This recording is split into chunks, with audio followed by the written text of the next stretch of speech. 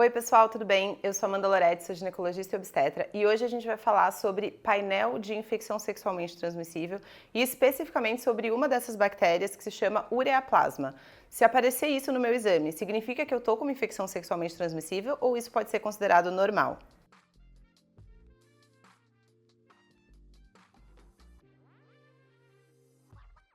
Já deixa um like aqui no vídeo, se inscreve no canal se você não é inscrita e me siga nas outras redes sociais, Instagram e TikTok, que eu tô diariamente conversando com vocês e respondendo perguntas sobre diversos temas aí de sexualidade, ginecologia e obstetrícia. E especificamente lá no TikTok tem uma playlist sobre infecções sexualmente transmissíveis com muitos vídeos sobre diversas das bactérias que eu vou citar aqui nesse vídeo sobre painel de IST e especificamente sobre ureaplasma.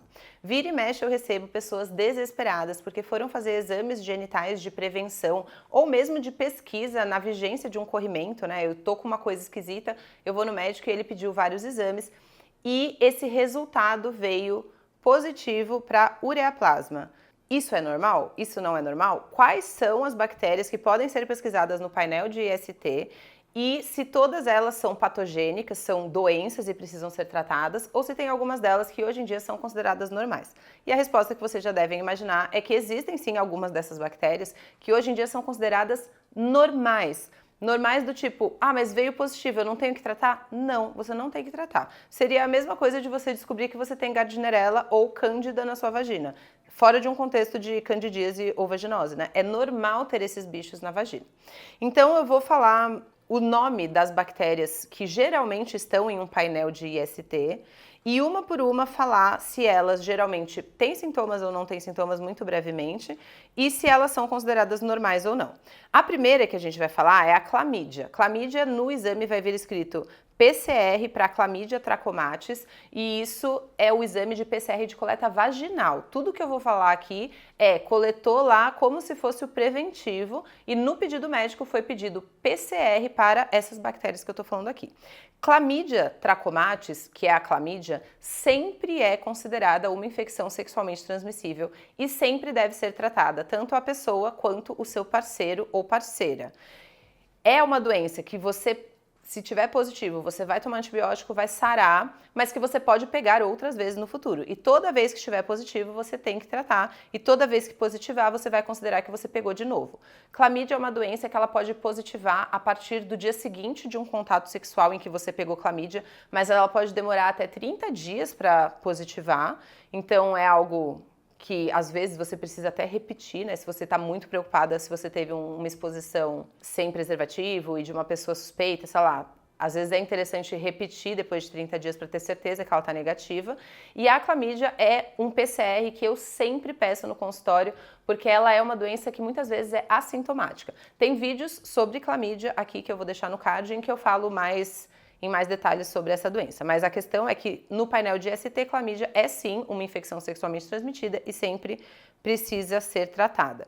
A próxima bactéria é PCR para Neisseria gonorrhoeae, é um nome difícil, mas é gonorreia, tá? Neisseria gonorrhoeae é gonorreia, e gonorreia também sempre é uma doença, considerada uma doença que é uma infecção sexualmente transmissível. Tanto clamídia como gonorreia são bichos que não moram na nossa vagina e que se eles estão lá, você pegou isso de alguém e você deve tratar tanto você quanto a parceria para que você não tenha mais isso. Mas a diferença principal da clamídia e da gonorreia é que a gonorreia geralmente causa um corrimento bem feio, bem fétido. É muito difícil alguém ter gonorreia e não perceber que tem alguma coisa errada, diferente da clamídia, que muitas vezes é assintomática.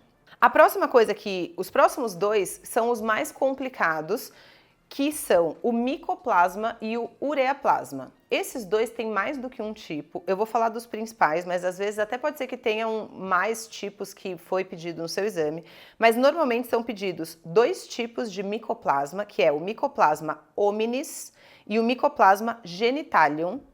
E são pedidos dois tipos de ureaplasma, o ureaplasma hominis e o ureaplasma parvum.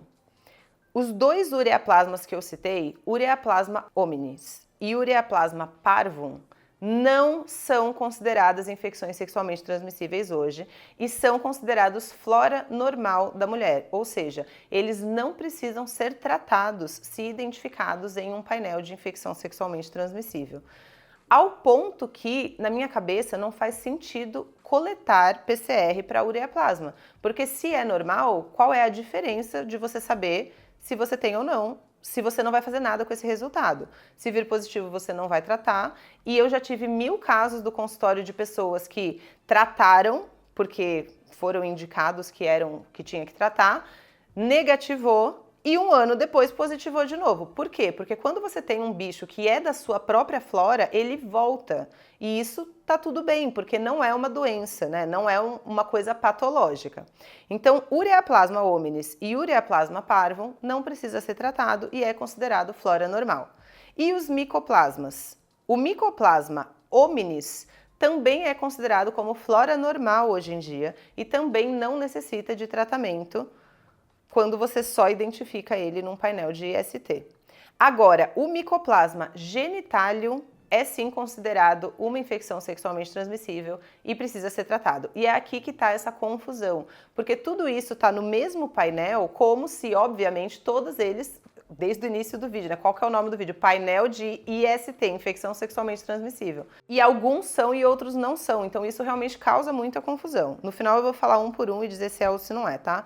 Mas então, ureaplasma hominis e parvum não é e não precisa de tratamento, micoplasma hominis não precisa de tratamento, micoplasma genitalium é sim considerado IST e precisaria de tratamento tanto seu quanto da parceria. E por último, um último bicho que se chama Trichomonas vaginalis, que é um protozoário, na verdade, que é um outro tipo de bichinho, que também é uma IST, não é natural da nossa vagina e, se positivo, tem que ser tratado. Então, quais são os nomes que eu falei aqui? Clamídia, gonorreia, tricomonas e micoplasma genitalium são os exames que, ao meu ver, realmente devem ser pedidos no painel de IST e que, se presentes, são sempre patológicos e devem ser tratados tanto a pessoa quanto a parceria. Agora, micoplasma hominis, ureaplasma hominis e ureaplasma parvum, hoje em dia, e isso é uma coisa que mudou nos últimos 15 anos, então um médico mais antigo vai tratar isso aqui ainda, se ele estiver desatualizado, não são considerados ISTs hoje e não precisam ser tratados e podem aparecer em forma de recorrência caso você tratou, e isso não quer dizer que você pegou de novo, isso quer dizer que é da sua flora normal. Isso é uma coisa que eu recebo direto porque causa muito problema em casamento. Tipo, a pessoa descobriu um ureaplasma positivo e daí sempre surge essa questão, como que eu peguei isso? Na verdade, isso pode sempre ter estado em você, entendeu? Ou ainda, a pessoa descobre, trata, porque o médico falou pra ela que tinha que tratar, daí negativa e 2 anos depois positiva de novo e ela continua com o mesmo parceiro, entendeu? Então, é muito importante saber o que é doença e o que não é, então por isso que eu gravei esse vídeo. Se vocês tiverem dúvidas, quiserem contar o caso de vocês aqui embaixo ou até dar sugestões de próximos vídeos, podem deixar aqui nos comentários e até o próximo vídeo.